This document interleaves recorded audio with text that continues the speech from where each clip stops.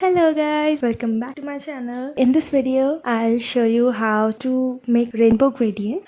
So the 1st of July theme is rejoice. So I'll make a rainbow. Rainbows are my all-time favorite and it's raining outside, so I decided to make a rainbow. Before we start this video, if you are new here, please subscribe to my channel and hit the bell icon so you won't miss any updates. If you try making this, please share it with hashtag #TheMagicalBeingArt on any social media platforms, on Instagram or any social medias, and I'll be sharing my favorites on my IG story. So all the best, let's get started.